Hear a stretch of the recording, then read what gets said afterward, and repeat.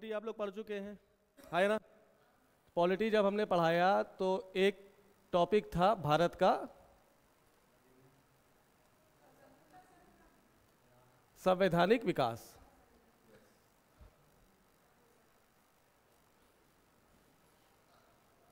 संवैधानिक विकास, constitutional development of India, याद आया। तो जब हमने ये क्लास की थी तो आपको बताया था हमने 1773 के रेगुलेटरी एक्ट से शुरू किया, पिट्स इंडिया एक्ट पढ़ाया, इसी के बीच एक्ट ऑफ सेटलमेंट पढ़ाया था, ये सब याद कर पा रहे हो। फिर 1784 के बाद हमने 1786 का एक्ट पढ़ा जिसमें लॉर्ड कॉर्नवालिस अपनी शर्तों के अनुसार भारत का वायसराय बना था, याद कर पाए। 1786 के बाद हमने 1813 का एक्ट पढ़ा।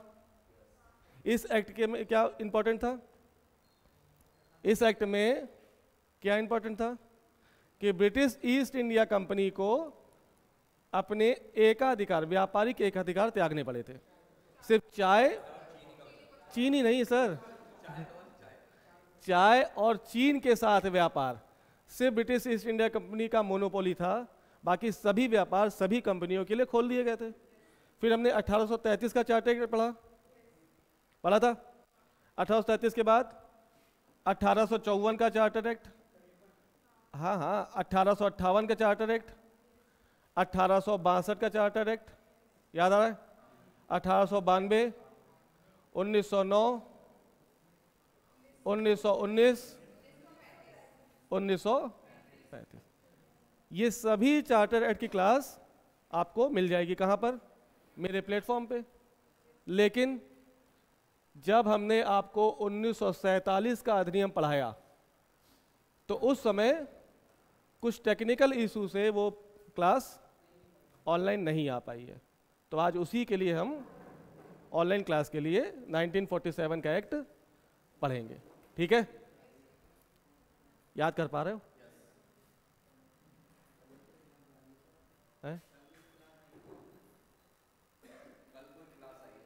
कौन सी क्लास आई कल? हाँ, वो हमने रिवीजन के लिए बोला था। अब तुम 1947 का जो कॉन्स्टिट्यूशनल डेवलपमेंट ऑफ इंडिया, यानी इस एक्ट के बाद, इंडियन इंडिपेंडेंस एक्ट के बाद भारत आज़ाद हो गया।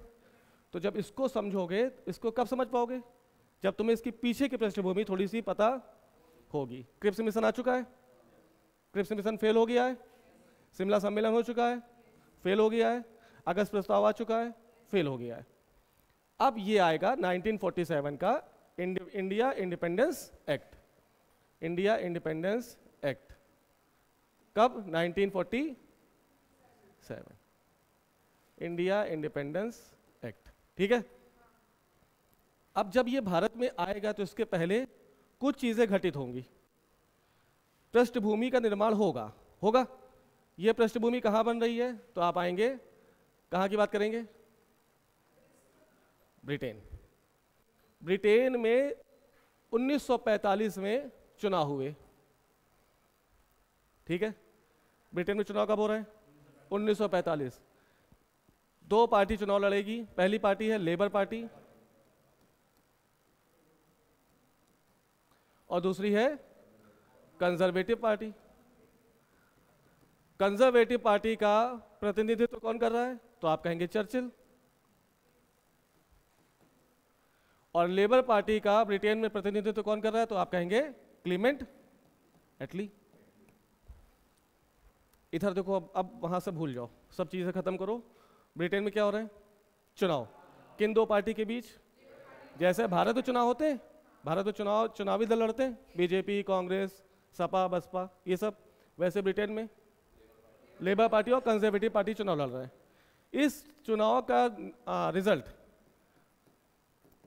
लेबर पार्टी के पक्ष में आ गया, तो ब्रिटेन के प्रधानमंत्री कौन बन गए? एटली। कैसे व्यक्ति हैं? एटली बहुत ही ज़्यादा उदार व्यक्ति हैं। इनका भारत के प्रति जो नज़रिया है वो पॉजिटिव है। ऐसे में जब एटली चुनाव लड़ रहे हैं तो उसमें चुनावी एजेंडे में उन्होंने बताया कि जैसे ही मैं प्रधानमंत्री बनूंगा, मैं भारत के संवैधानिक विकास के लिए, भारत की आज़ादी के लिए अलग से प्रयास करूंगा। जीता कौन? अब यहां से शुरू होगी चर्चा भारत की आजादी की ओर। मेरी बात समझे? जैसे ही प्रधानमंत्री बन गए एटली, अपने चुनावी वादों को ये पूरा करने का प्रयास करेंगे, और इस वायदे को पूरा करने के क्रम में सबसे पहले एक जो चीज आएगी वो क्या है? Cabinet mission.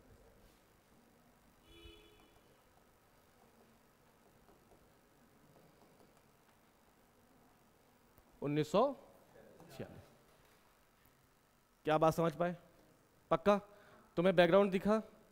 अगर चर्चिल जीतता तो कभी भी कैबिनेट मिशन नहीं आता। क्यों?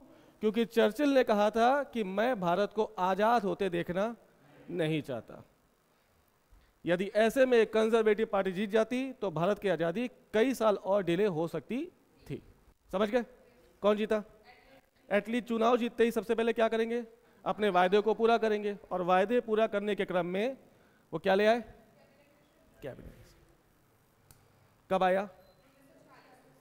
कैबिनेट मिशन आया मार्च 1946 में, जिसने अपनी रिपोर्ट पेश की जून 1946। ये घोषणा हो गई और इसने अपनी रिपोर्ट पेश कर दी। 2 महीने लगे उसको अपनी रिपोर्ट पेश करने में।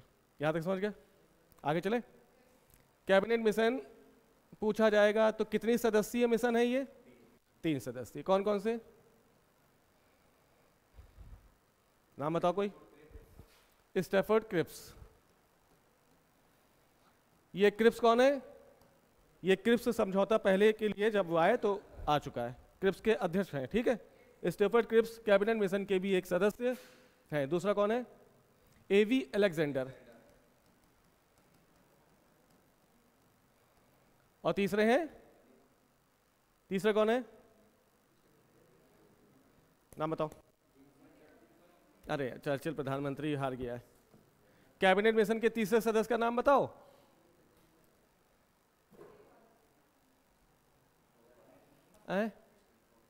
स्टैफर्ड क्रिप्स, एवी अलेक्जेंडर और नहीं याद आ रहा है? बहुत बढ़िया। तुम बताओ। क्यों नहीं थे? आप बताओ सर,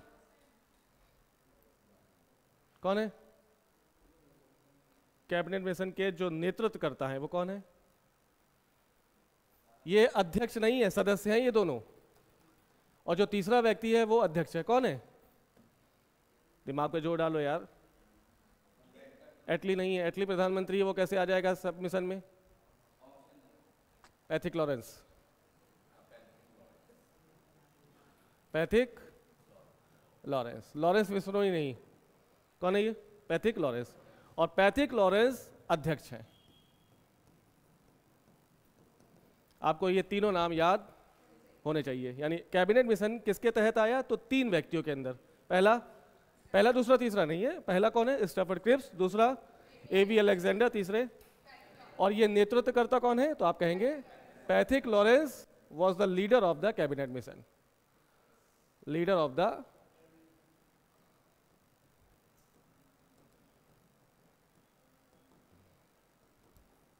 बात समझ गए? अब जब कैबिनेट मिशन आ गया तो क्या ये अपनी रिपोर्ट प्रस्तुत करेगा?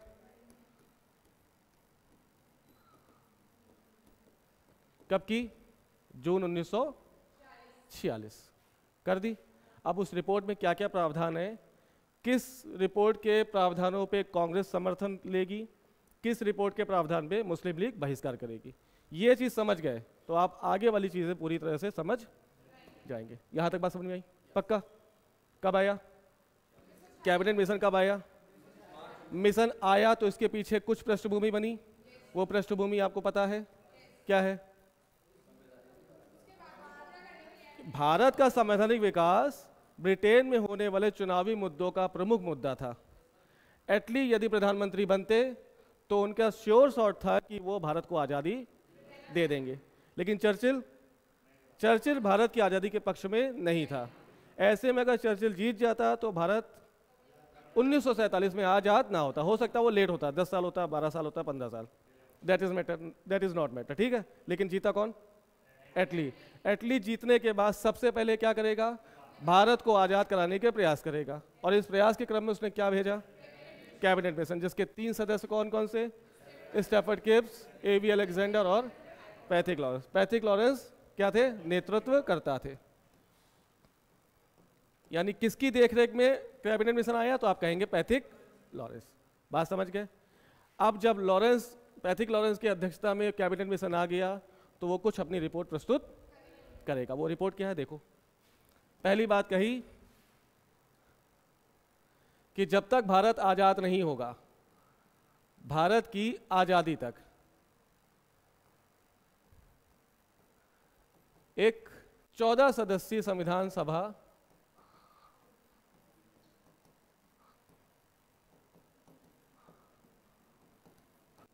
का गठन किया जा सकेगा। क्या बोल रहे हैं ये? कैबिनेट मिशन ने अपनी पहली प्रस्तुति क्या दी कि भारत की आजादी तक, देखो भारत तुरंत आजाद नहीं होगा ना, आजादी प्राप्त करने से पहले क्या चाहिए?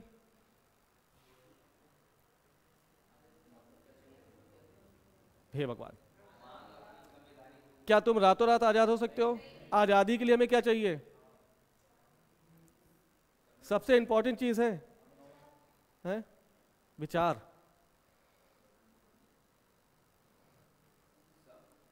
1947 से पहले भारत किसके द्वारा गवर्न हो रहा है? अंग्रेजों द्वारा। इस वजह से वो गुलाम है। तो भारत आजाद होगा तो सबसे पहले क्या चाहिए? स्थायी सरकार यार, परमानेंट गवर्नमेंट। सॉरी, संविधान सभा नहीं, 14 सदस्यीय अंतरिम सरकार का गठन किया जाएगा। तो याद रखना, पहली चीज तो अंतरिम सरकार कितने सदस्यों से मिलकर बनी है? जवाहरलाल नेहरू को कौन सा विभाग दिया गया? अभी गठन नहीं हुआ, सिर्फ प्रावधान है। किसमें कहा गया? कैबिनेट मिशन में। दूसरी चीज क्या कही गई? भारत एक संघ द्वारा शासित होगा। India that is union of the states. क्या होगा? इस संघ की जगह क्या यूज किया है? संघ का वास्तविक अर्थ क्या होता है? याद करो, क्लास अगर देखी होगी तो बता दोगे। संघ का वास्तविक अर्थ क्या है? संघ को हिंदी में तो संघ लिखा, लेकिन जैसे इंग्लिश में लिखेंगे तो 3 शब्द निकल के आएंगे, एक फेडरल, एक कन्फेडरेशन और तीसरा यूनियन। भारत ने ना फेडरल यूज किया ना कन्फेडरेशन यूज किया, भारत ने क्या यूज किया? और ये जरा सी बात नहीं है, इसमें आपस में ही इतना ज्यादा क्या बोलते हैं उसको, कॉन्सेप्ट क्लियरिटी की मांग करेगा, जिसमें आप समझ नहीं पाएंगे फेडरल क्या है, फेडरेशन क्या है, कन्फेडरेशन क्या है और यूनियन नहीं पता होगा। क्या है बताओ? अगर क्लास देखी है तो बता पाओगे। तुम बताओ, तुम थे, लतियाए जाओगे अगर नहीं दोगे हैं। जब हम पॉलिटी पढ़ा रहे थे तुमको और तीनों शब्दों में अंतर बताया था, बहुत व्यापक होकर। बताओ।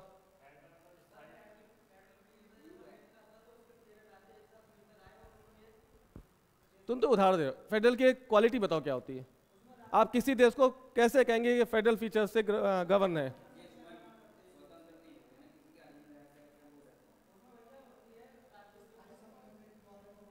अब इस पे चले जाएंगे तो पूरी क्लास बर्बाद हो जाएगी, तो मत जाओ, देख लेना। तीनों के अंतर आपको पता होने चाहिए। भारत एक राज्यों का संघ है, लेकिन वह संघ यूनियन की तरह काम करेगा। यानी समझ शक्ति किसके पास चली गई? केंद्र के पास। ये बाद में भारत ने बनाया, लेकिन कैबिनेट मिशन के तहत देखो तीसरा प्रावधान क्या कर रहा है।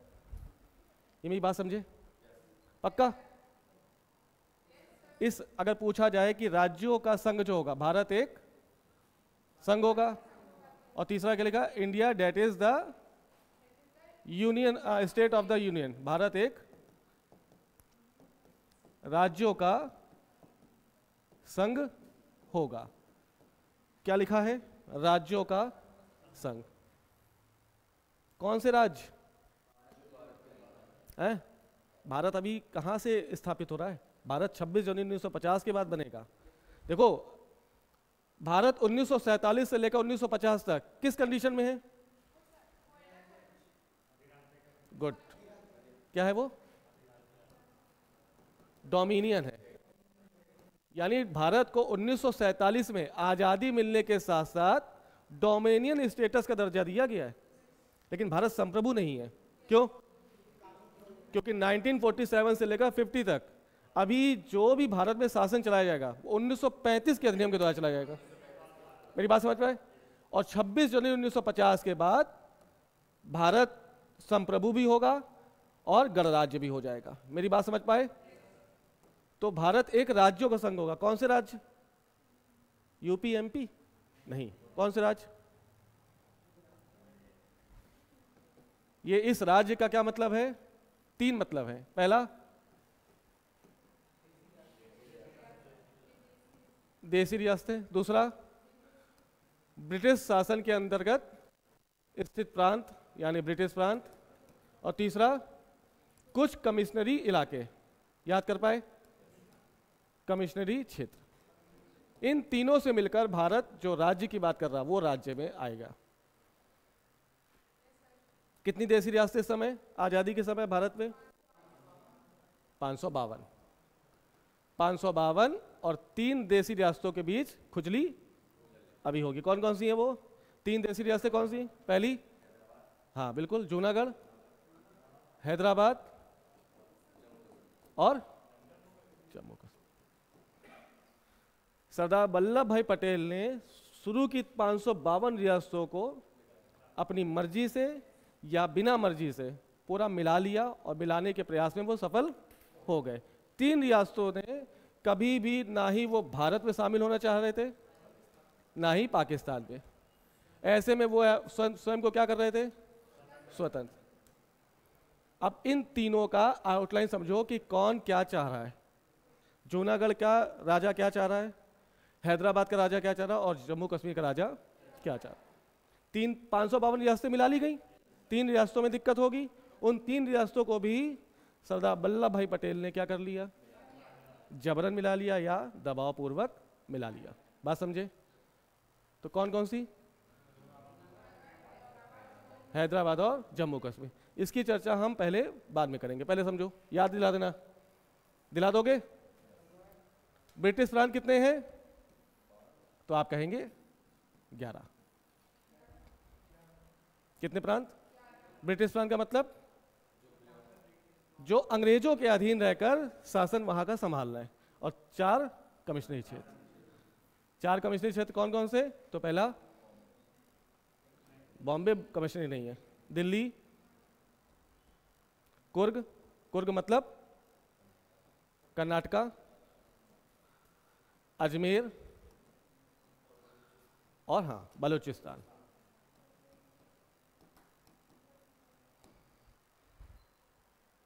फिर से देखो एक बार, कितनी देशी रियासतें? तो टोटल कितनी होगी? लगभग 555। किसी किताब में 552 लिखा, किसी में 549 लिखा, किसी में 562 लिखा है, लेकिन हम मोटा मोटा लेके चल रहे कितना?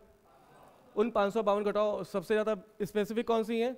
ये 3 रियासतें आपको याद रखनी पड़ेंगी। कौन कौन सी? जूनागढ़, हैदराबाद और जम्मू कश्मीर। कितने ब्रिटिश प्रांत हैं? कितने कमिश्नरी क्षेत्र हैं? समझ गए? Next point. कितने पॉइंट हो गए? 1 2 3। चौथा पॉइंट, इन ब्रिटिश प्रांत, क्या हो गया? कमिश्नरी। हाँ, इन प्रांतों के लिए भी 3 भागों में बांटने की बात की गई। क्या कहा? हाँ, चौथी बात कही है कि ब्रिटिश प्रांतों को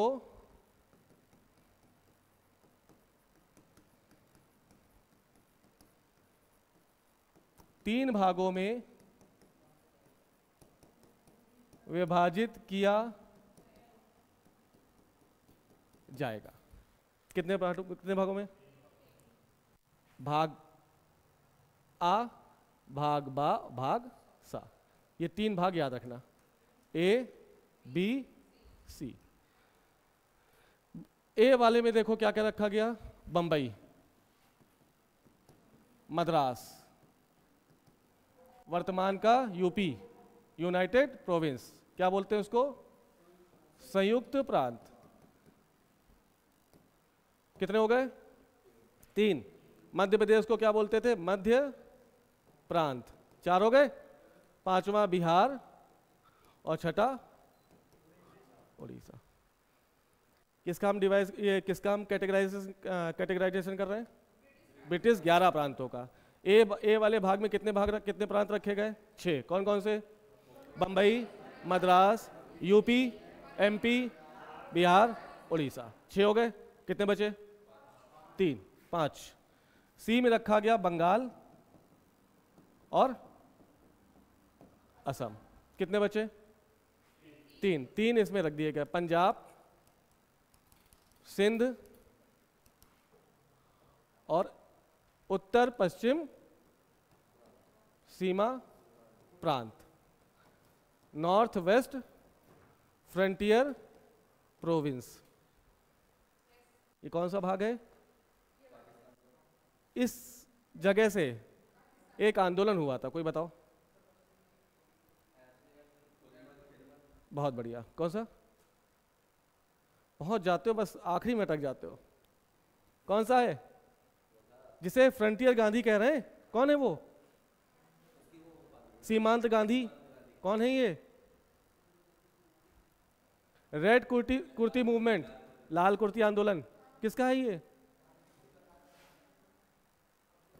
हाँ, खान अब्दुल गफ्फार खां, खान अब्दुल गफ्फार खां। याद करो, जब ये पढ़ा रहे थे हम आपको पॉलिटी, तब इन्होंने एक स्टेटमेंट दिया था ना, जैसे ही NWFP को पाकिस्तान के प्रांत में मिलाया गया, खान अब्दुल गफ्फार खान ने क्या कहा था कि मुझे भूखे भेड़ियों के सामने फेंक दिया गया। याद कर पाए, इस बात को भी हमने तुम लोग को बताया, नहीं करे। तो कितने प्रांत हो गए, 6 ए में, 3 बी में और सी में 2 प्रांत। ये आपको याद होना चाहिए। अब ध्यान से देखो, ए में कैसी जनसंख्या दिख रही है, हिंदू या मुस्लिम, बंबई, मद्रास, यूपी, मध्य प्रदेश, बिहार, उड़ीसा, कैसी जनसंख्या है। आज के समय सोचो, यूपी में कौन ज्यादा है, हिंदू या मुस्लिम, बिहार में, मध्य प्रदेश में, उड़ीसा, बिहार, और हाँ ये, यानी ये वाला जो ए वाला पॉइंट है, ये हिंदू बहुसंख्यक वाला क्षेत्र है। बाकी बी और सी ध्यान से देखो,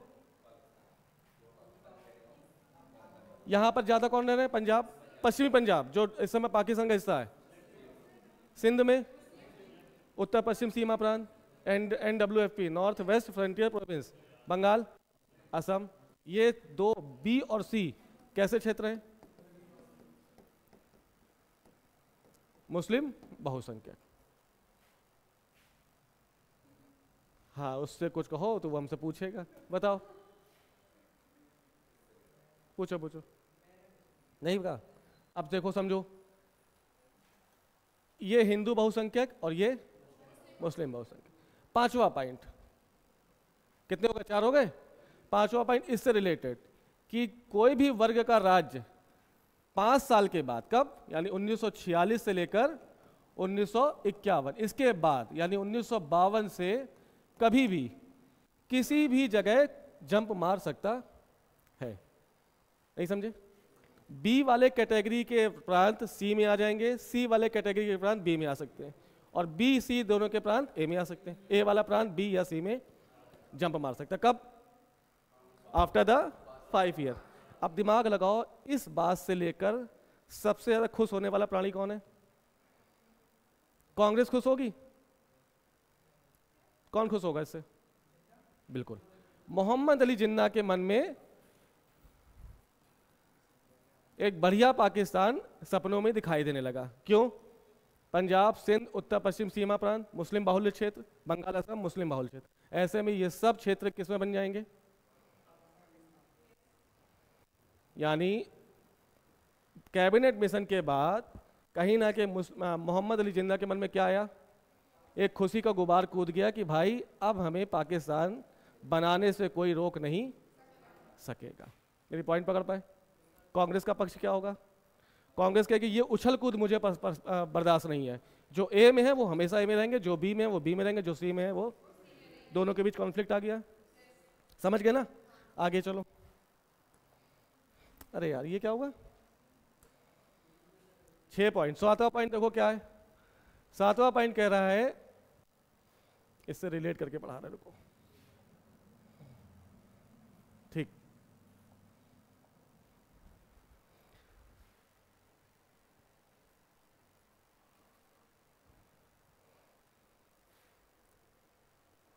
कैसे समझे? हाँ ठीक है चलो।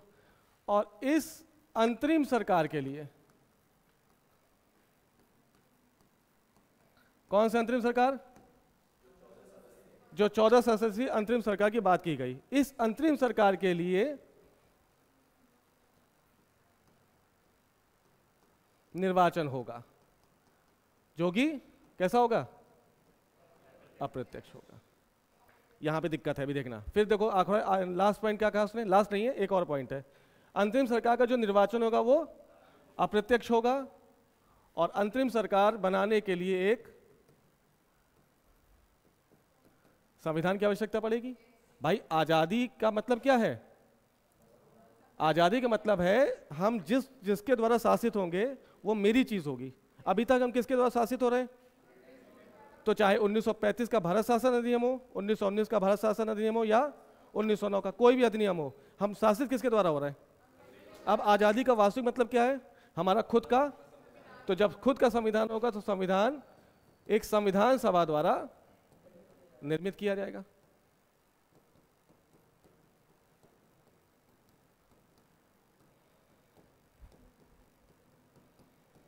समझ गए? और इस संविधान सभा में भारत में स्थित सभी वर्ग शामिल होंगे। कौन कौन से? तो चाहे ए वाले देश के, ए वाले प्रांत के हों, 6 प्रांत याद कर पाए। बी वाले कौन है? 3 है। कौन कौन से? जो भी है 6, 3 और 2। तो बॉम्बे, मद्रास, यूपी, एमपी, बिहार और उड़ीसा। 3 में पंजाब, सिंध और नॉर्थ वेस्ट फ्रंटियर प्रोविंस, और इसमें सी में बंगाल और आसाम। यहां तक बात क्लियर है? संविधान सभा के जो सदस्य हैं वो कहां से आएंगे? इन तीनों जगहों से आएंगे, यानी इन 11 प्रांतों, 11 कह रहे हैं, यहां से तो आएंगे, और देसी रियासतों से भी आएंगे।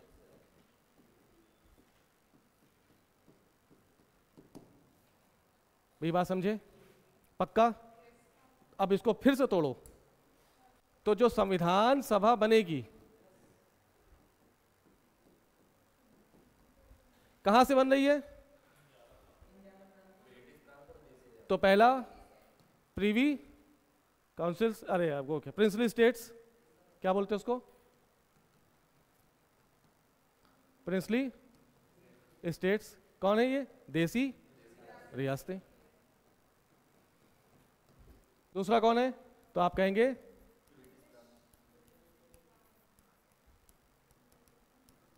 British provinces. तीसरा कौन सा है?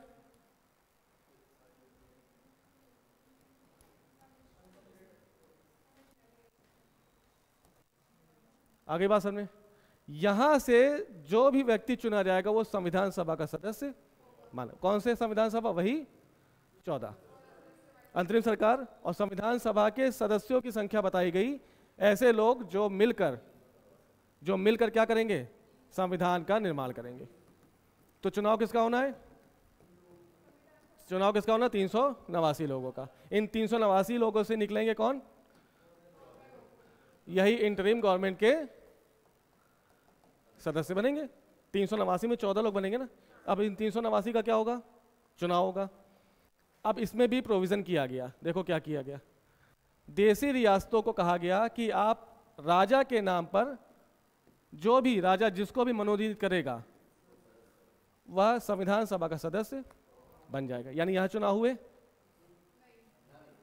यहाँ तो नॉमिनेशन है ना, नॉमिनेशन मतलब राजा, देसी रियासत समझ रहे हो, 552 रियासतें हैं, तो जो भी जाएगा वो राजा नॉमिनेट कर देगा और वो लड़का वो व्यक्ति संविधान सभा का सदस्य बन जाए।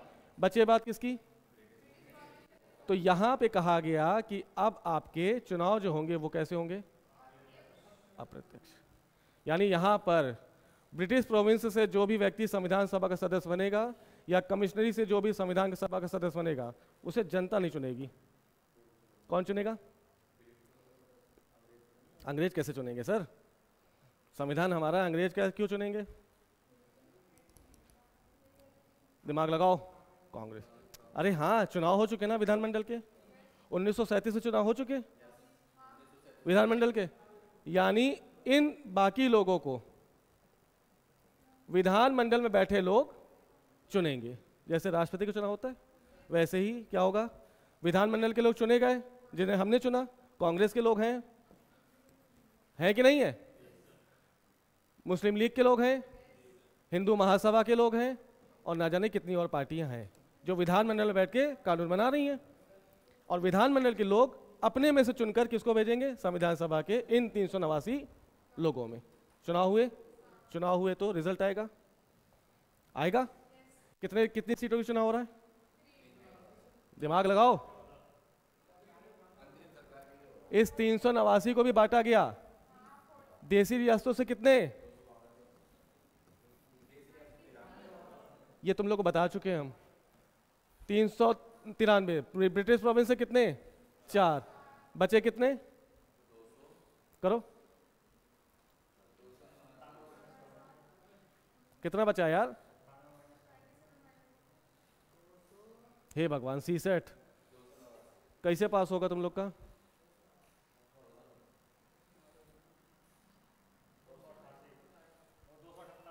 अरे भाई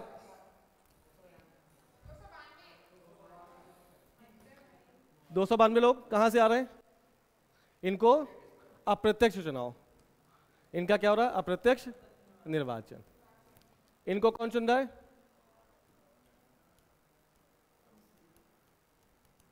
कमिश्नरी। बताया ना कितनी कमिश्नरी थी? 4। कहां से? दिल्ली, कुर्ग, अजमेर और बलूचिस्तान। तो एक कमिश्नरी, एक आदमी। यहां कोई दिक्कत होगी नहीं। ब्रिटिश देसी रियासत, राजाओं ने कहा मिलकर कि 93 लोगों को हम भेज रहे हैं। कहां पर? कॉन्स्टिट्यूएंट असेंबली में।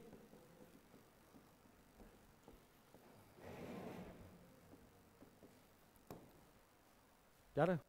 कितने बचे? अब यहां के लिए क्या होंगे? और सबसे बड़ी दिक्कत यहां पर आ जाएगी। कैसे? अब इस 292 में 208 सीटें कितने जीती? कांग्रेस। कितनी? 292 सीटों के चुनाव हो रहे हैं। इसमें कांग्रेस जीत कितनी गई? मुस्लिम लीग जीती 73। बचे क्या? 15 सीटें। बाकी सब हिंदू महासभा हो गए। और वो कौन सी पार्टी? हाँ, अम्बेडकर जी की पार्टी का नाम क्या है? जो भी है, बहिष्कारणी सभा। ठीक है ना? बाकी 15 लोग अन्य पार्टी से आए। अब बताओ बहुमत किसको मिल गया? कांग्रेस को। अब कांग्रेस 208 सदस्यों को कहां भेज रही है? संविधान सभा में। तो क्या यहां पे मुस्लिम का प्रतिनिधित्व हो पाएगा संविधान सभा में? जैसे ही चुनाव घोषित हुए 208 सीटें कांग्रेस को मिली और 73 सीटें मुस्लिम लीग को मिली। क्या मुस्लिम लीग इस चुनाव से खुश रहेगी? मुस्लिम लीग क्या कर दिया? इस चुनाव का बहिष्कार कर दिया। क्या हम इस चुनाव को नहीं मान रहे हैं? हम इतने बुरी तरह से हार गए, हम संविधान सभा में अपने मुसलमानों के लिए क्या रिप्रेजेंट कर पाएंगे? कुछ नहीं कर पाएंगे। ऐसे में इन्होंने क्या कर दिया? बहिष्कार। मुस्लिम लीग को लगा कि हमारे चुनाव के बहिष्कार करने से हो सकता है ब्रिटिश झुक जाए और कैबिनेट मिशन को खारिज कर दे। लेकिन क्या हुआ? उल्टा। अच्छा, कांग्रेस का पक्ष देखो क्या है इसमें। कांग्रेस खुश रहेगी कि दुखी रहेगी? कांग्रेस खुश, मुस्लिम लीग दुखी।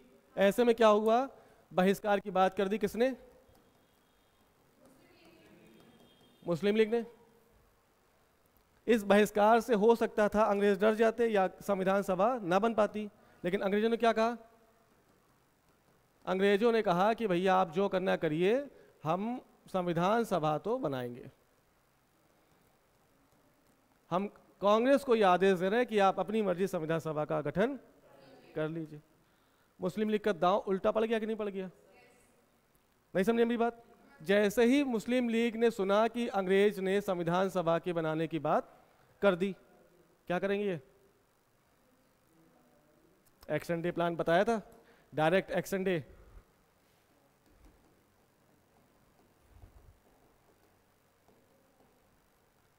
प्रत्यक्ष कार्यवाही दिवस।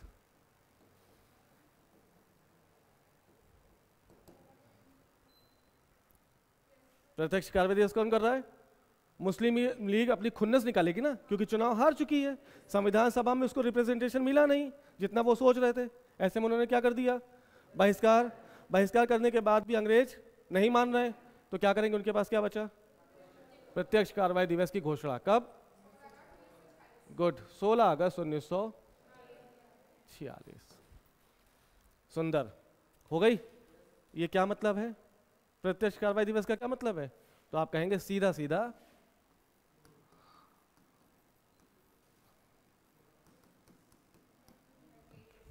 इसके बीच हिंदू मुस्लिम। मेरी बात समझे, अगर पूछा जाए क्वेश्चन कि प्रत्यक्ष कार्रवाई दिवस की घोषणा किसने की, जिन्ना ने, मोहम्मद अली जिन्ना। कहां से की, तो आप कहेंगे बॉम्बे से। याद रखना, प्रत्यक्ष कार्रवाई दिवस की घोषणा मुस्लिम लीग के मोहम्मद अली जिन्ना ने 16 अगस्त 1946 को बॉम्बे में बैठकर की। इसी को बॉम्बे प्लान के नाम से जाना गया कि हम अपने सभी मुस्लिम लीग के सदस्यों को ये आदेश देते हैं कि हिंदुस्तान के में हिंदुओं के खिलाफ क्या कर दो, प्रत्यक्ष कार्रवाई दिवस कर दो। अगर तुम लड़ाई नहीं लड़ोगे तो तुम्हारे अधिकारों से तुमको वंचित कर दिया जाएगा। हिंदुस्तान सिर्फ हिंदुओं का देश है, कांग्रेस सिर्फ ब्राह्मणों का प्रतिनिधित्व करती है। ऐसे में अगर कांग्रेस संविधान सभा बनाएगी तो वो अब तुम्हारे अधिकारों को छीन, सारे मुस्लिम इकट्ठा हो जाएंगे कि नहीं होंगे। देखो सोचो, दिमाग लगाओ, 1857 की क्रांति हो रही है, उस समय हिंदू मुस्लिम दोनों साथ लड़ रहे हैं ना, तो कमी वहां नहीं थी। कमी किसने पैदा की, अंग्रेज फूट डालो और राज करो। ये कब से स्टार्ट हो गया है, 1909 प्रत्यक्ष निर्वाचन प्रणाली। क्या है, पृथक निर्वाचन। ये पहली बार है जब हिंदुओं को अलग वोट डालने के लिए कहा गया, मुस्लिमों को क्यों कर रहा हो। हिंदू मुस्लिम क्या भारत में नहीं रह रहे, भारत क्या हिंदुओं का है कि मुस्लिमों का नहीं है। ऐसे में इन्होंने वोट डालने का काम शुरू कर दिया। फिर इसके और आगे बढ़ गए, कब, 1900 हिंदू मुस्लिम सिख एंग्लो इंडियन, अब सबको बांट दिया। समझ लो, यानी फूट डालो और राज करो की नीति और भी व्यापक धीरे धीरे होती जा रही है। और 1946 तक आते आते इसी का परिणाम है, ये फूट डालो राज करो की नीति का परिणाम है डायरेक्ट एक्शन।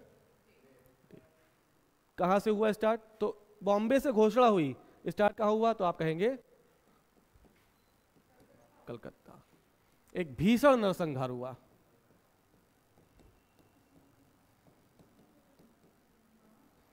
एक इतिहासकार हैं बीएल ग्रोवर, तो भारत का जब संवैधानिक विकास उन्होंने लिखा है तो इसको बोला द ग्रेट कैलकाटा किलिंग। याद रखना,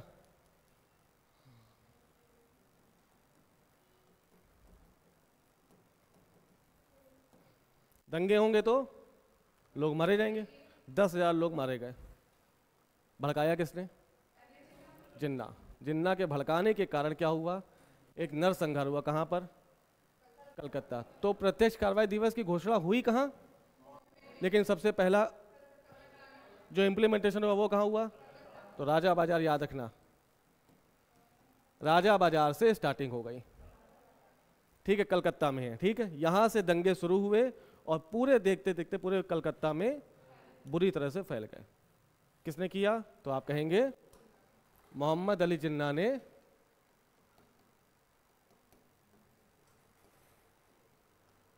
एक उग्रवादी भाषण दिया होगा और मुस्लिम जनता इस भाषण से प्रभावित हो गई होगी।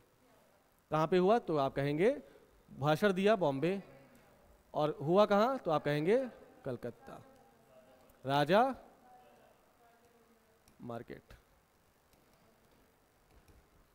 यहां तक बात क्लियर हो रही है? पक्का? अब सोचो,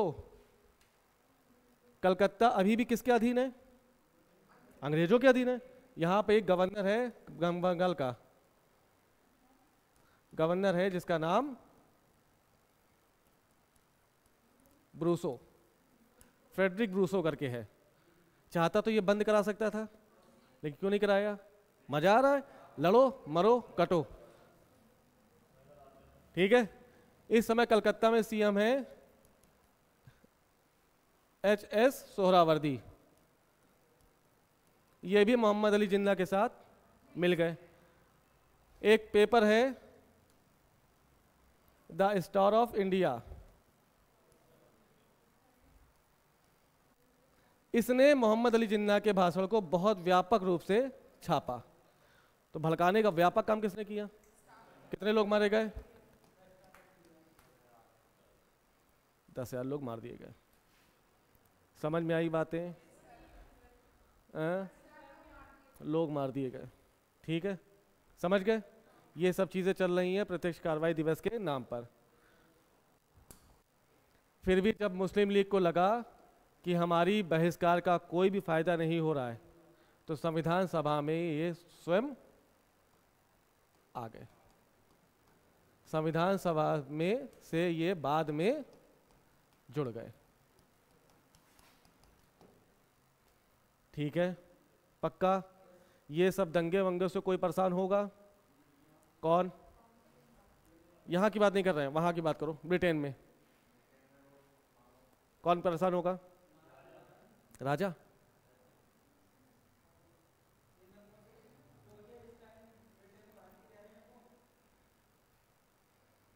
प्रधानमंत्री का नाम क्या है? एटली। एटली का उद्देश्य क्या था? कि भारत को जल्दी से आजाद करो। आज़ादी के क्रम में वो ऐसे दंगे कर झेल रहा है, उसको बुरा लगेगा? बुरा लगेगा तो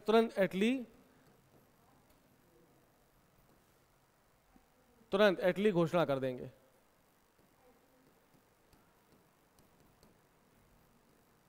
मेरी बात समझे? और इस एटली घोषणा में कहा जाएगा कि पाकिस्तान आए तो ठीक, ना आए तो भी ठीक। आप किसका निर्माण करिए? संविधान सभा का। बन गया। मुस्लिम लीग आए या ना आए, आप किसका निर्माण करिए? इंटरिम। और बनकर तैयार हो गई क्या? 14 सदस्यीय अंतरिम सरकार। ये सब समझ में आ रहा है कि नहीं आ रहा है? कौन कौन बने? तो प्रमुख पद दिए गए। नेहरू को दिया गया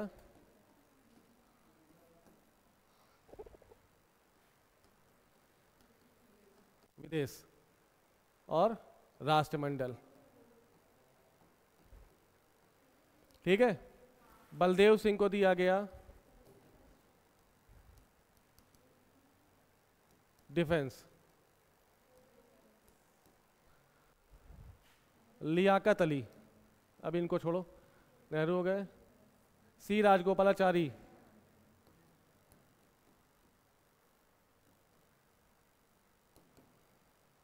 इनको दिया गया, याद नहीं आ रहा है। राजेंद्र प्रसाद,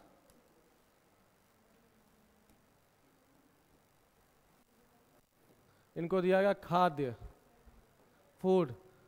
फिर आई चुंद्रीकर,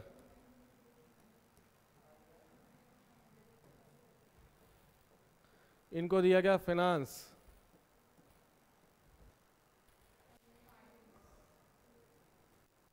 लियाकत अली,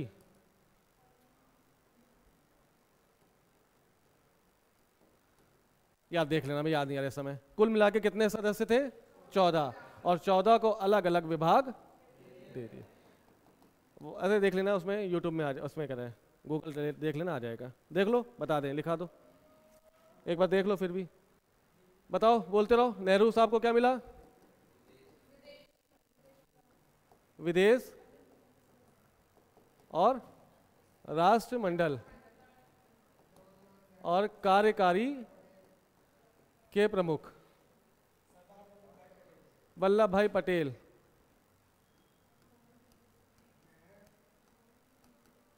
इनको क्या मिला? इनको मिला गृह सूचना।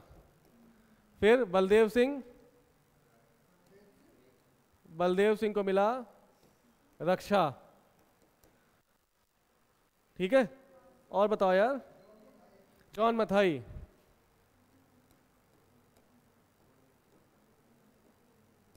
John Mathai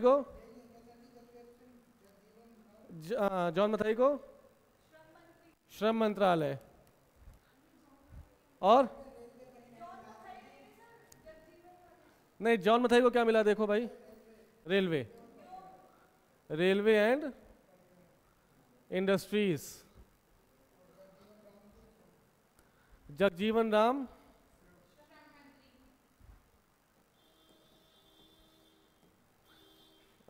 labour minister. Rajendra Prasad कृषि, है ना? राजेंद्र प्रसाद, इनको मिला एग्रीकल्चर डिपार्टमेंट। और क्या है? अशफाक अली, इनको क्या मिला है? इनको सही से देख लो भाई, दिखाओ।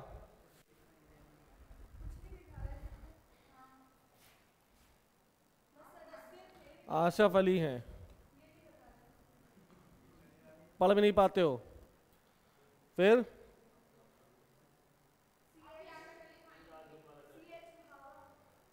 भाभा,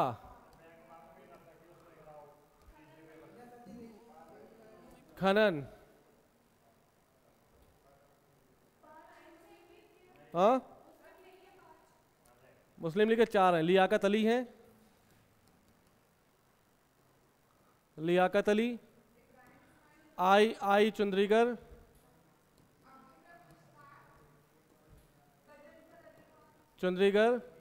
अब्दुल रब निस्तर,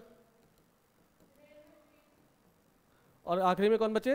गजनफर अली खान। नहीं, ये 4 लोगों को फिर बाद में जो मुस्लिम लीग से संबंधित है इनको संविधान सभा में जोड़ लिया गया। प्लीज आप लोग ये याद कर लीजिएगा, एक क्वेश्चन आ जाता है, फैक्चुअल डिटेल है, एक बार पढ़ लोगे, 2 बार पढ़ लोगे तो याद हो जाएगा। मेरी बात समझे? यानी अब अंतरिम सरकार का गठन हो गया, क्लीमेंट एटली की घोषणा हो गई, और क्लीमेंट एटली ने कहा, किसने कहा? क्लीमेंट एटली साहब कह रहे हैं कि हम भारत को 30 जून 1948 तक आज़ादी दे देंगे। तो क्या हम 30 जून 1948 को आज़ाद हुए? हम उसके पहले ही आज़ाद। क्या वजह होगी? यही सांप्रदायिक दंगे इतने ज़्यादा होने लगे गली गली कि भारत को जल्दी आज़ादी देनी पड़ी, और भारत और पाकिस्तान को दोनों को अलग करना पड़ा। ठीक है, समझ गए? क्लीमेंट एटली की घोषणा आ गई, क्या कहा गया? 30 जून 1948 से भारत को आज़ाद कर दिया जाएगा। अब जब आज़ाद करोगे तो कुछ नियम कायदे कानून बनाओगे, तो क्या बनेगा? अब बनेगा भारत स्वतंत्रता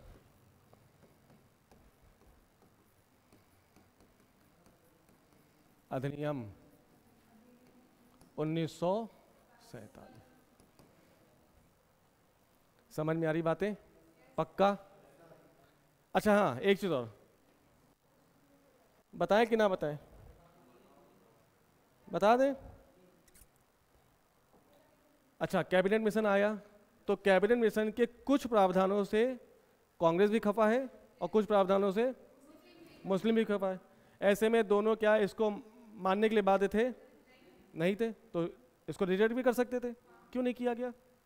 जैसे क्रिप्स रिजेक्ट हुआ, वैसे इनको कैबिनेट मिशन को भी खत्म कर सकते थे, क्यों नहीं किया गया? तो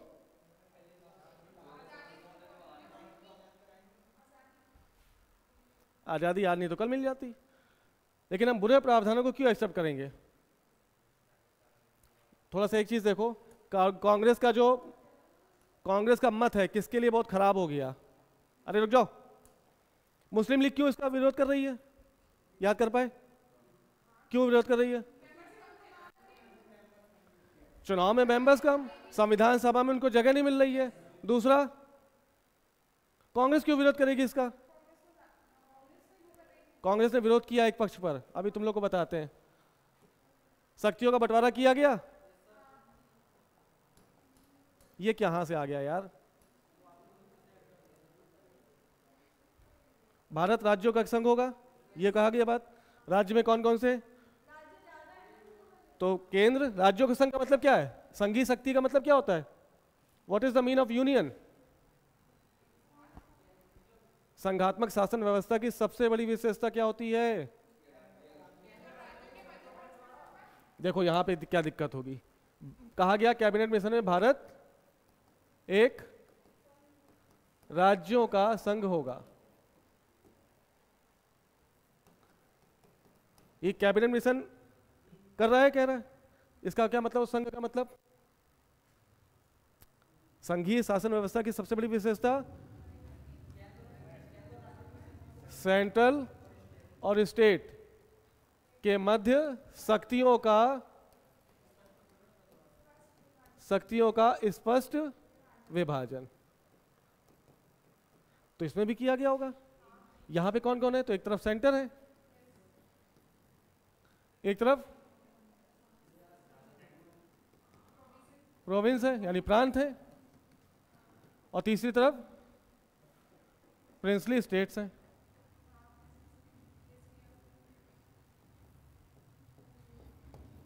वर्तमान में भारत में कौन मजबूत? केंद्र की राज्य। याद करो जब हमने बताया था संविधान सभा कह रही थी कि राज्य ज्यादा मजबूत होंगे, याद आया? तो भारत भी तो एक फेडरल है, हमने यूज किया यूनियन। लेकिन जब संविधान सभा यानी कैबिनेट मिशन क्या कह रही है कि शक्तियों का स्पष्ट बंटवारा होगा, इस बंटवारे में क्या किया गया? सेंट्रल को सिर्फ 3 शक्तियां दी गई। पहला, दूसरा और तीसरा रक्षा। कैबिनेट मिशन के तहत जो भारत एक संघ का निर्माण होगा, भारत जो एक संघ का रूप लेगा, उस संघ में केंद्र के पास कितनी शक्तियां? केवल 3। पहली, दूसरी, बाकी शक्ति किसको दे दी गई? कौन मजबूत? इसके हिसाब से तो मजबूत हो गया ना। सिर्फ 3 शक्तियां इसके पास, बाकी समस्त शक्ति किसको दे दी गई? कौन मजबूत दिख रहा है? इसके साथ साथ कहा गया कि इनके लिए क्या किया गया कि ये स्वतंत्र हैं, ये कोई भी शक्ति ले सकते हैं, चाहे केंद्र की सारी शक्ति ले लें, चाहे राज्यों की सारी शक्ति ले लें। अब बताओ सर्वाधिक शक्तिशाली कौन? केंद्र, राज्य या देशी रियासतें? सर्वाधिक शक्तिशाली कौन बना रहा है? देशी रियासतें कौन बना रहा है? Cabinet mission.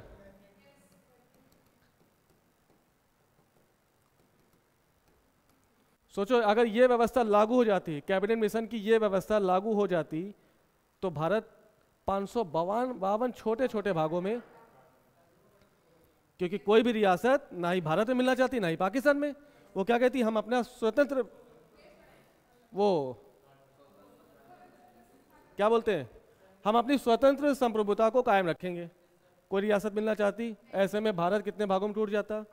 कांग्रेस इसके पक्ष में रहेगी कि नहीं रहेगी? कांग्रेस ने विपक्ष किया कि हम इस बात से संतुष्ट नहीं है कि आपने केंद्र को कम शक्तिशाली बनाया, राज्यों और प्रिंसली स्टेट को ज्यादा शक्तिशाली बना दिया। तो कांग्रेस विपक्ष में है, मुस्लिम लीग भी विपक्ष में है, फिर भी क्यों लागू हुआ? सोचना चाहिए ना, क्यों लागू हुआ? क्योंकि ये चीज सुधारी जा सकती थी। जैसे ही भारत आजाद हुआ, भारत आजाद होने के बाद सबसे पहले केंद्र को शक्तिशाली, याद आया? विनाशी राज्यों का अविनाशी संघ। यूनियन का मतलब क्या है? राज्य विनाशी हो सकते हैं लेकिन केंद्र विनाशी नहीं हो सकता। अमेरिका भी संघ है, कैसा संघ था? अविनाशी राज्यों का विनाशी संघ। अब वर्तमान में अमेरिका क्या है? अविनाशी राज्यों का अविनाशी संघ। कन्फेडरेशन क्या होता है? वो कभी भी विनाशी राज्यों का विनाशी संघ, कभी भी विनाश, राज्य विनाश होंगे, कभी भी संघ भी विनाश। तो यूएसएसआर क्या हुआ? रशिया 1 रशिया और 11 अन्य भागों में टूट गया। यानी ये क्या है? ये कन्फेडरेशन का वो है। अमेरिका क्या है? अमेरिका फेडरल कंट्री है। और भारत क्या है? भारत क्या केंद्र तोड़ सकते हो, लेकिन राज्यों को तोड़ा जा सकता है। तो टूट रहे हैं? नहीं टूट रहे। उत्तराखंड कहां से टूटा? झारखंड कहां से टूटा? वो झारखंड छत्तीसगढ़ से झारखंड लतियाए जाओगे क्या? झारखंड बिहार से टूटा है और छत्तीसगढ़ किससे टूटा? एमपी से टूटा। तो यहाँ पे भारत में राज्य तोड़े जा सकते हैं, लेकिन केंद्र को तोड़ा नहीं जा सकता। इसलिए भारत क्या है? भारत इज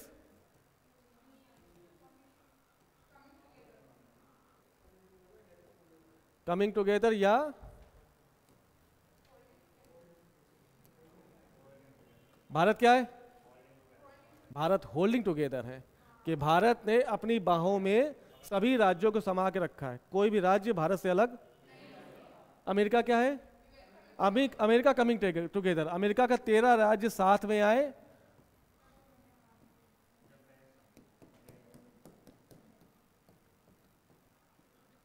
और इन 13 राज्यों ने मिलकर एक यूएसए का निर्माण।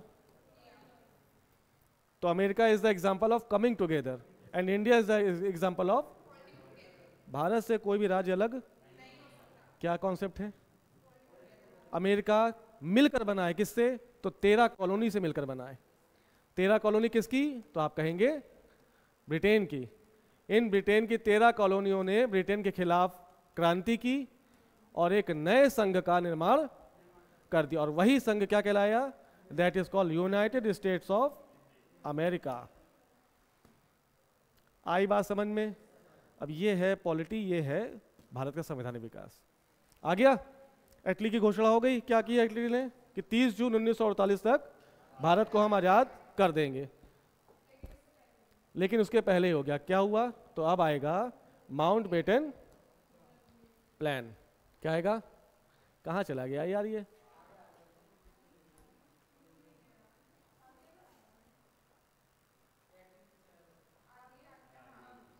क्लेमेंट एटली ने घोषणा कर दी 30 जून 1948 तक भारत को आजाद कर दिया जाएगा। लेकिन भारत पहले ही आजाद।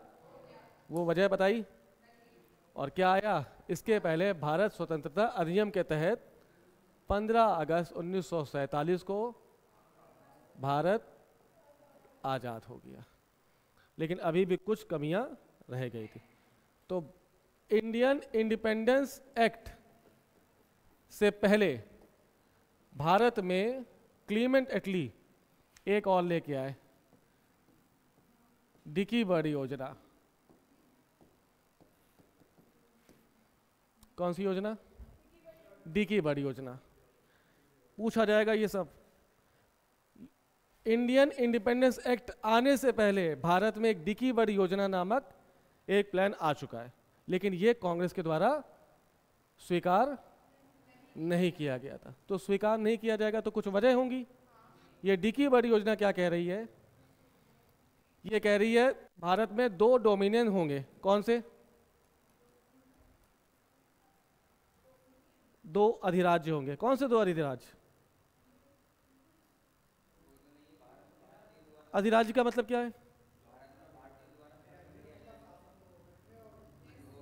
शासन वो करेंगे, संवैधानिक प्रमुख ब्रिटेन का राजा, लेकिन सरकार किसके द्वारा चलाई जाएगी? तो 2 डोमिनियन कौन से? इंडिया और दूसरा, तभी तो विभाजन होगा। भारत आजादी से पहले 2 डोमिनियन में बांटा जाएगा and that is called, first is India and second is Pakistan. बची क्या दिक्कत? कहां आएगी?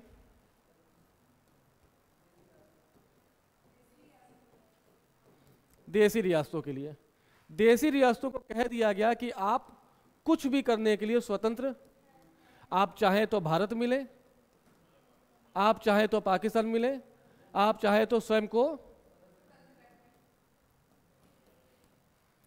तो कौन सी देसी रियासत है जो किसी की गुलाम बनेगी, भारत या पाकिस्तान की? हर राजा अपने आप को स्वतंत्र रखना चाहेगा, तो क्या कोई देसी रियासत भारत मिलेगी, क्या पाकिस्तान मिलेगी, क्या होगा? तो अगर ये चीज़ हो जाती, डिकी बर्ड योजना लागू हो जाती, तो भारत कितने भागों पर टूट जाता? मेरी बात समझ पाए? इस वजह से जवाहरलाल नेहरू ने इस योजना को अस्वीकार कर दिया। उसने कहा कि डिकी बर्ड योजना इज अ बैल्कन प्लान।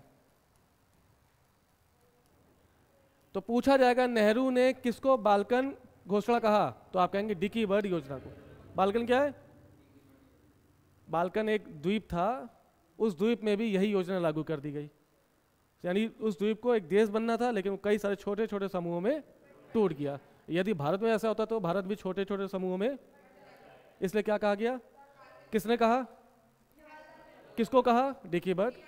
और डिकी बर्ड योजना जब अस्वीकार कर दी गई, तब आया इंडियन इंडिपेंडेंस एक्ट।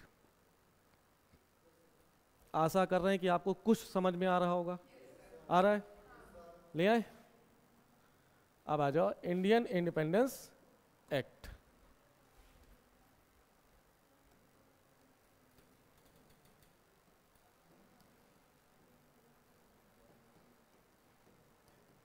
नाइनटीन 47 क्या हो गया? बोलो बोलो, क्या क्या प्रावधान किए गए? ब्रिटिश सम्राट का पद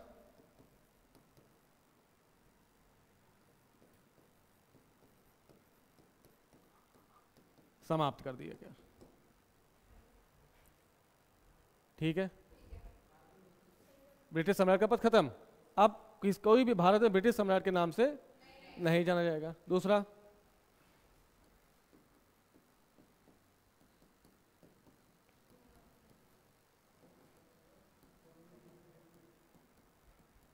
कौन से?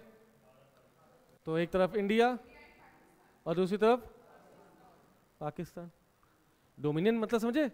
देखो अभी भारत डोमिनियन है, कब तक? 1950 तक। क्यों? क्योंकि सरकार तो हमारी है, लेकिन अभी भी हम किसके प्रति लॉयल हैं? यानी हम निष्ठा दिखाएंगे अभी भी ब्रिटेन की महारानी के लिए। जैसे 26 जनवरी 1950 को संविधान लागू होगा, हम क्या हो जाएंगे? हम लोकतांत्रिक हैं ही, और हम उसके साथ साथ क्या हो जाएंगे? ठीक है, तो 47 से लेकर जब तक संविधान का निर्माण नहीं होगा, कितने डोमिनियन? और ये दो डोमिनियन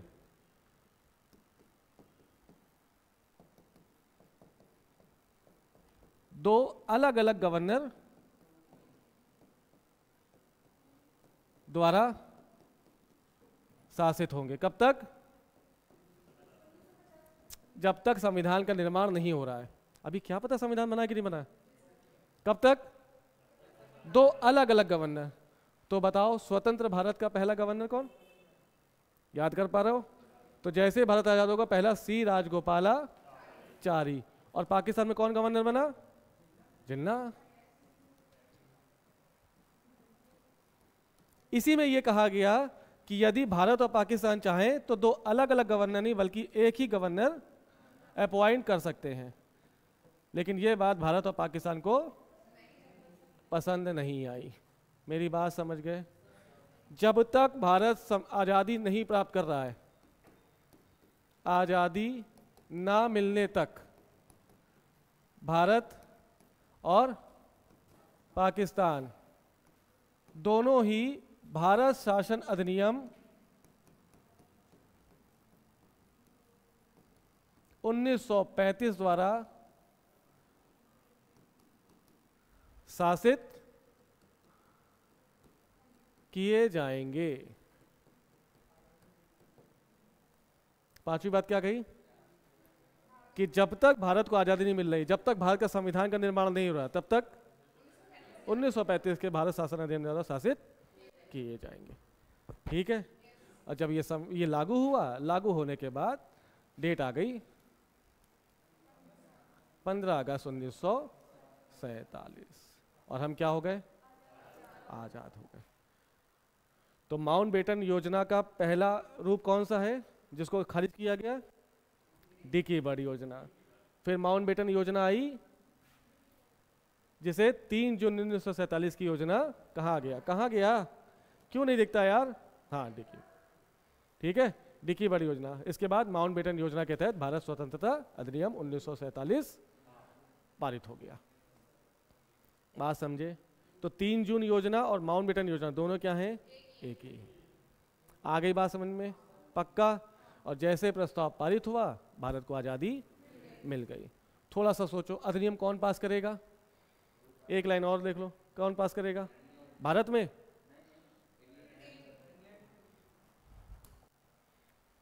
तो 4 जुलाई 1947 को Indian independence act Commons house में प्रस्तुत किया गया। कॉमन हाउस मतलब लोकसभा की राज्यसभा? कॉमन किसका हाउस? कॉमन का। कॉमन कौन है? आम जनता, यानी भारत की लोकसभा, ठीक है। 15 जुलाई 1947 को ये कॉमन हाउस से पास हो गया। पास हो गया तो कहां जाएगा? 16 जुलाई 1947 को ये हाउस ऑफ लॉर्ड से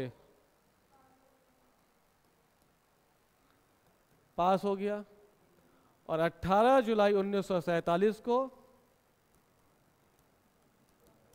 इसको सम्राट ने साइन कर दिया और 15 अगस्त 1947 को ये लागू हो गया और भारत क्या हो गया? आजाद। समझ गए? खाओ कसम, ठीक है। अब जो छूटा हुआ वो देख लो, कौन सा छूटा था? वो 3 रियासतें जो दिक्कत कर रही थी, याद आया? कहाँ गया? जो भी है, 3 रियासतें दिक्कत कर रही हैं, कौन कौन सी? तो पहला जूनागढ़, हैदराबाद और जम्मू कश्मीर।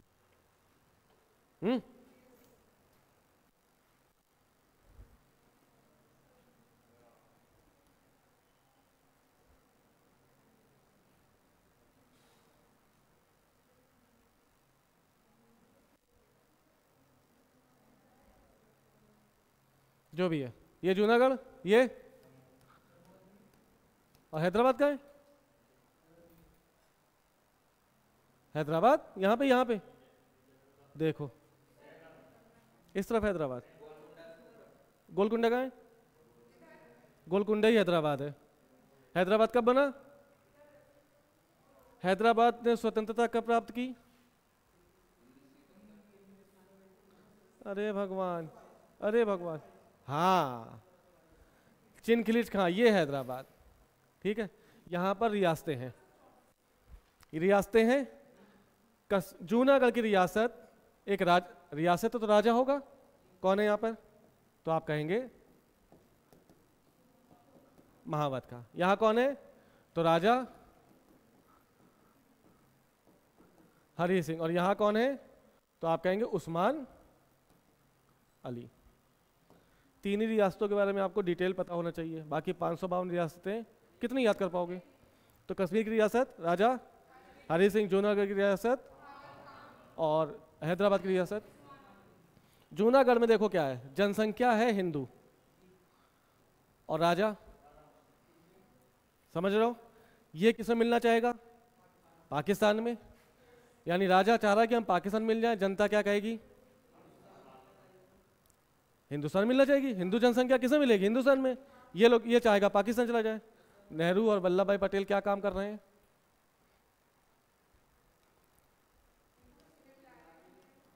ये एन केन प्रकारेण कैसे भी रियासतों का एकीकरण करने के लिए अपना सर्वस्व झोंक दे रहे हैं। क्या होगा? महावत खां का इंटेंशन समझ में आ जाएगा कि ये पाकिस्तान मिलना चाह रहा है। नेहरू और वल्लभ भाई पटेल कहेंगे कि क्या करा लो, जन्मत संग्रह लो। जनता से पूछ लो कि वो हिंदू पाकिस्तान मिलना चाहती कि भारत में।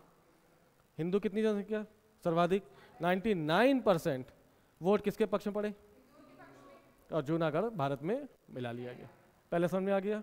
दूसरा, इस तीसरा हैदराबाद, कंडीशन अलग है। जूनागढ़ की कंडीशन समझ में आ गई, पक्का। हैदराबाद की देखो क्या है, हैदराबाद में राजा बैठा है कौन, सर्वाधिक शक्तिशाली।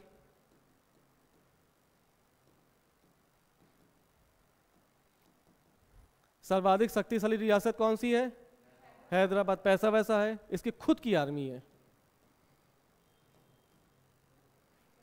हैदराबाद राजा के पास खुद की आर्मी, ठीक ठाक आर्मी, मतलब भारत की आर्मी पाकिस्तान की आर्मी के बराबर इसके पास खुद की आर्मी है, ठीक है। उस आर्मी का नाम कहीं कहीं लिखा है रजाकार आर्मी।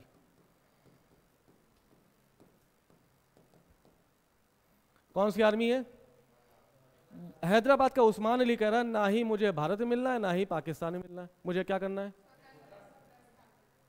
वल्लभ भाई पटेल के मन में क्या चल रहा है, क्या करेंगे, इस रजाकार आर्मी के भेष में इंडियन आर्मी पहुंच जाएगी। पहुंच गई, और ऑपरेशन पोलो के तहत, कौन से ऑपरेशन पोलो, यानी ये एक मिलिट्री ऑपरेशन है। कौन सा ऑपरेशन है, पूछा जाएगा कि हैदराबाद की रियासत को कैसे मिलाया गया, तो सैन्य अभ्यास के तहत, सैन्य ऑपरेशन, ऑपरेशन को क्या बोलते हैं हिंदी में, ऑपरेशन बोले, तो सैन्य ऑपरेशन के तहत हैदराबाद को भारत में मिला लिया गया। आर्मी ने यहाँ पे स्ट्राइक की और हैदराबाद के राजा को एनेक्सर पर साइन करना पड़ा कि हम आज से भारत के अभिन्न अंग बनकर रहेंगे। ये बात किसको दिखी कि भारत यहाँ पे दांव खेल गया, जिन्ना को दिख रही है कि ना चाहते हुए भी हैदराबाद को भारत ने अपने में मिला लिया। ऐसे में रियासत कौन सी बच रही है, जिन्ना अपनी सेना भेज देगा, समझ रहे हो, जिन्ना अपनी सेना भेजेगा और जिन्ना यहां तक आ जाएगी सेना। लेकिन जैसे यहां पहुंचेगी, हरि सिंह डर के भागेंगे, कहां आएंगे, नेहरू जी के पास, कि भैया भैया भैया अटैक हो रहा है, बचा लो, हम आपके क्षेत्र में शामिल हो जाएं। नेहरू अपनी सेना भेज देंगे और ये हिस्से तक सेना पहुंच चुकी होगी। कौन से हिस्से तक, ये वाला। तो ये हिस्सा क्या कहा, पाकिस्तान ऑक्युपाइड कश्मीर। ये तभी जीता गया जब सेना पहुंची, यहां से इनको वापस खदेड़ दिया गया और हरि सिंह ने साइन कर दी। इस प्रकार से तीनों रियासतें भारत का अभिन्न अंग बन गई। क्या मेरी बात पकड़ पाए, पक्का। और एक सुंदर सा भारत हमारे सामने प्रस्तुत हो गया, जिसमें हम बढ़िया से सांसें ले रहे हैं, है ना। आईएएस बनने की तैयारी कर रहे हैं। आगे बात समझ में, पक्का। डिटेलिंग हुई है, कुछ चीज़ें घुसी, दोबारा देख लेना, पूरा समझ में आ जाएगा। ठीक है, चलो मिलते हैं।